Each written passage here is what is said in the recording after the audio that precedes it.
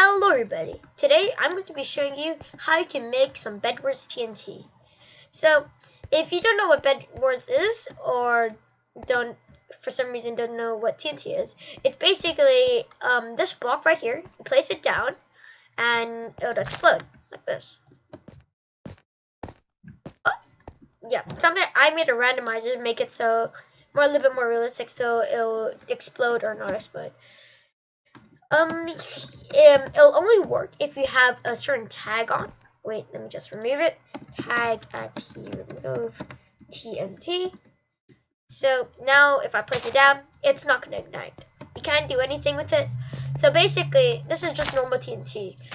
You have to use flint and steel to blow it up, as I'll show you right now. Let me just get random block.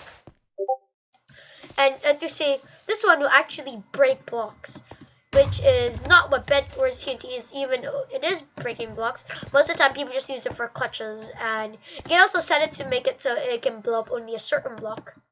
But now if I add myself a tag at P, add TNT, you see, sometimes it works, sometimes it doesn't. Oop. I'm gonna try this again. Oh. Yeah, because I'm rich and very unlucky. There we go.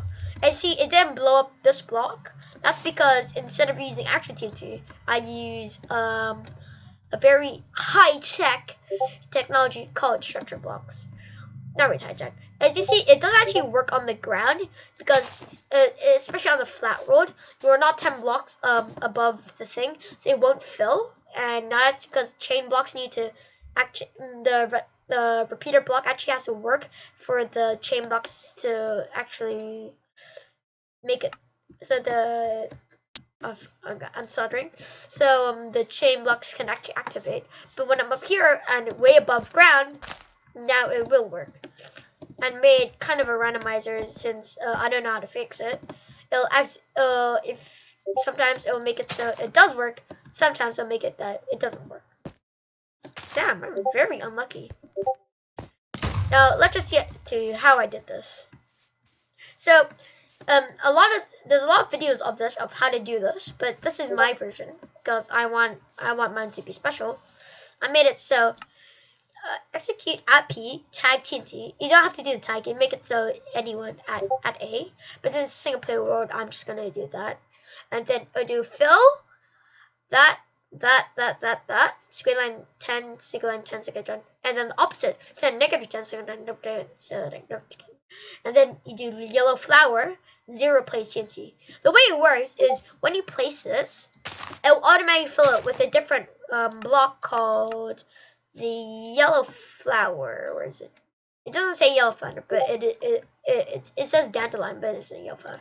So let me just get a random block. There it goes, stone.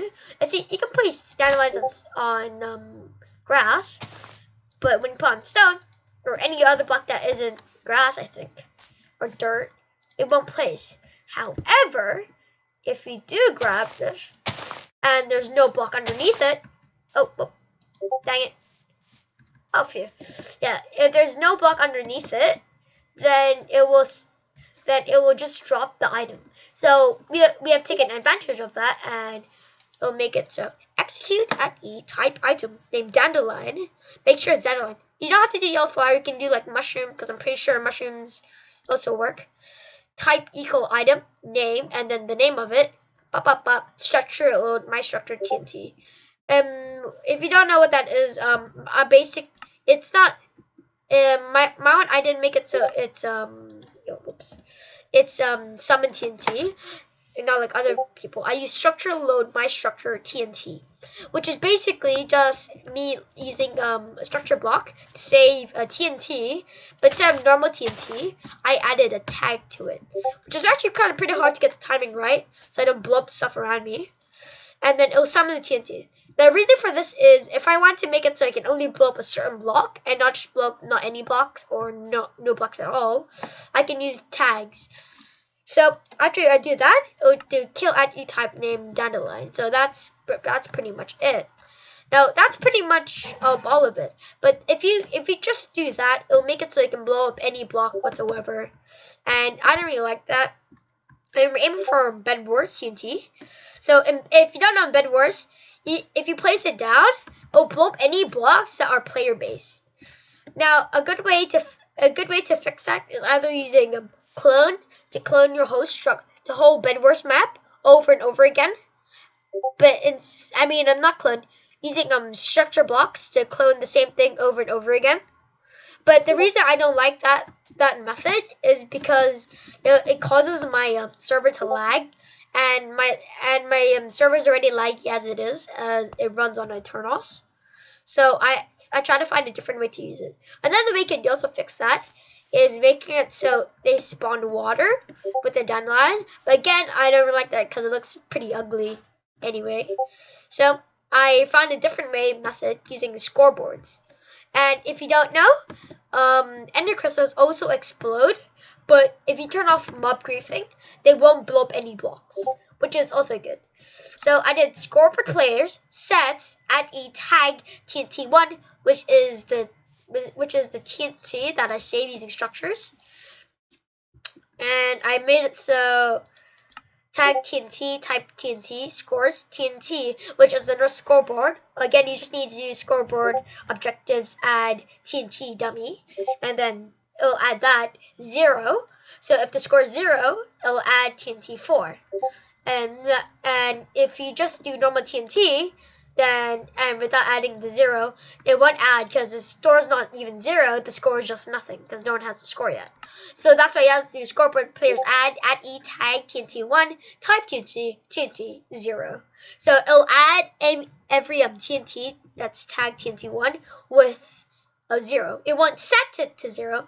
It won't ever add anything else. It'll just make sure every time a TNT is spawned, it'll give it 0 and not just nothing. So this one will detect if something's 0 and give a tag of 40. Score 40.